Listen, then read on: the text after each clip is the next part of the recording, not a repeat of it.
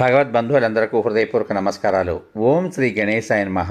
ఓం శ్రీకృష్ణ శరణం మమ. ఓం శ్రీ శారదాంబాయే నమః. శ్రీమద్భాగవతం శ్రీకృష్ణ లీలామృతం ఉత్తరార్థం దశమస్కంధం అధ్యాయం 36లో రెండవ భాగంలో శ్రీకృష్ణ పరమాత్మ వసుదేవునకు బ్రహ్మజ్ఞానాన్ని ఉపదేశించుట, కంసుడు అంతం చేసిన దేవకి 6 పుత్రులను తెచ్చి ఆమెకి ఇచ్చుట అనే కథలోని రెండవ భాగాన్ని ఇప్పుడు మనం విందాం.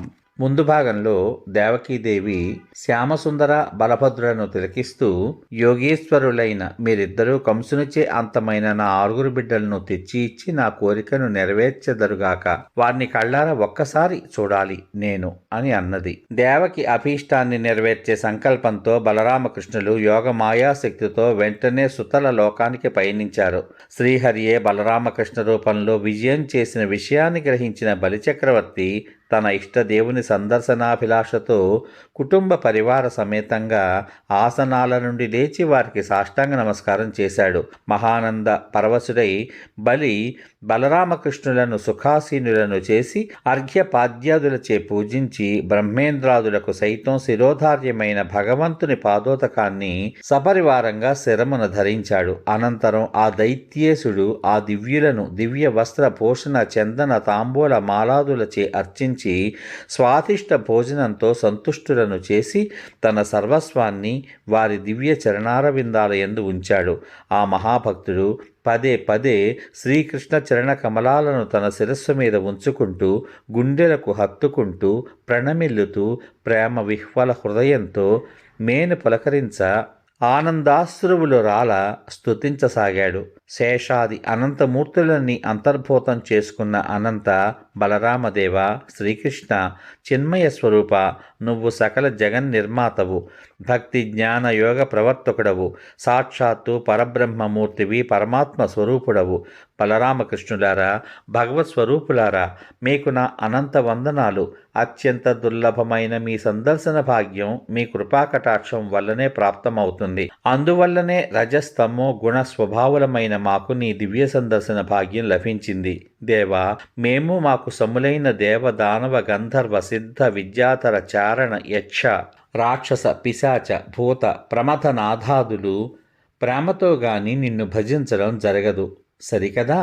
వైరభావంతో వ్యవహరిస్తారు.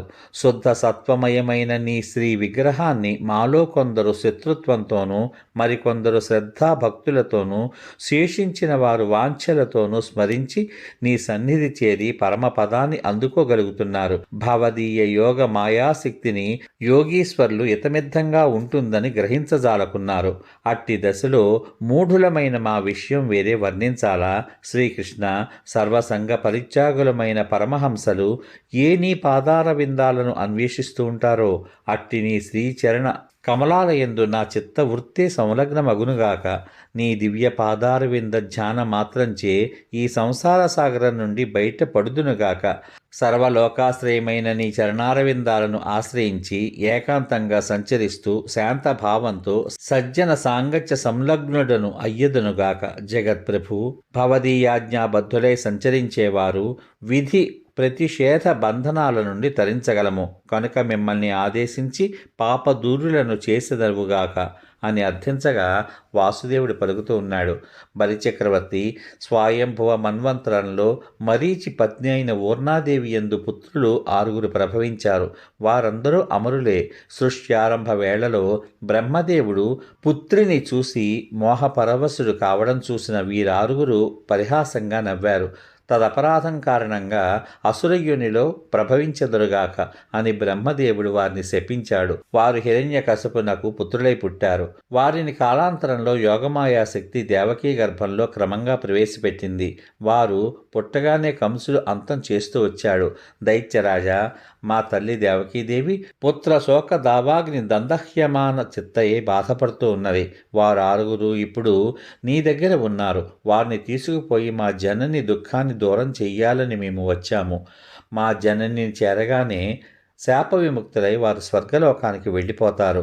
స్మర, ఉద్గీత, పరిష్వంగ, పతంగ, క్షుద్రభృత, ఘృణి అన్న పేర్లతో వాళ్ళు ఉన్నారు. నా అనుగ్రహించే వారు ఉత్తమ గతిని పొందగలుగుతారు అని మౌనం వహించగా బలిచక్రవర్తి భగవదాదేశానుసారం దేవకీపుత్రులు 6 పరమాత్మకు అప్పగించాడు. సోదరులు 6 తీసుకుని బలరామకృష్ణుడు దేవకీమాతను చేరగా పుత్రులనందరినీ సందర్శించి ఆ తల్లి వాత్సల్య ప్రేమలతో నిండిపోయింది. ఆమె స్తనాల నుండి క్షీరాలు ప్రవహించసాగాయి. కుమారులను మాటిమాటికి దగ్గరగా తీసుకుని గుండెలకు హత్తుకుంటూ ఆమె వారి శిరస్సులను ముద్దాడింది. పుత్రగాత్ర పరిష్వంగం వల్ల ఆమె సర్వాన్ని విస్మరించి విష్ణుమాయ మోహితయైపోయింది. శ్రీకృష్ణుడు పానం చేసిన దేవకీదేవి స్తన్యాన్ని ఆ బాలురు 6 పానం చేయ వారికి అమృతత్వం సిద్ధించింది.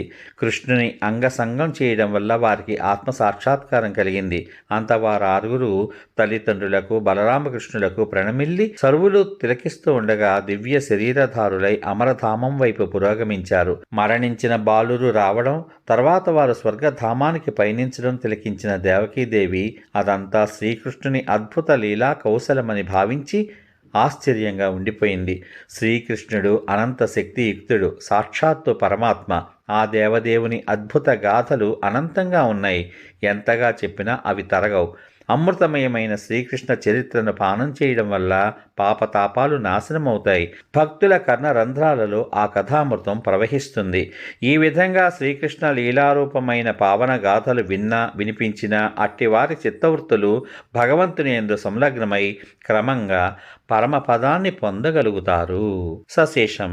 ఇంతవరకు మీరు శ్రీమద్భాగవతం శ్రీకృష్ణ లీలామృతం ఉత్తరార్థం 10వ స్కంధం అధ్యాయం 36లో 2వ భాగంగా శ్రీకృష్ణ పరమాత్మ వసుదేవునకు బ్రహ్మజ్ఞానాన్ని ఉపదేశించుట, కంసుడు అంతం చేసిన దేవకి 6 పుత్రులను తెచ్చి ఆమెకిచ్చుట అనే కథలోని 2వ భాగాన్ని, చివరి భాగాన్ని విన్నారు.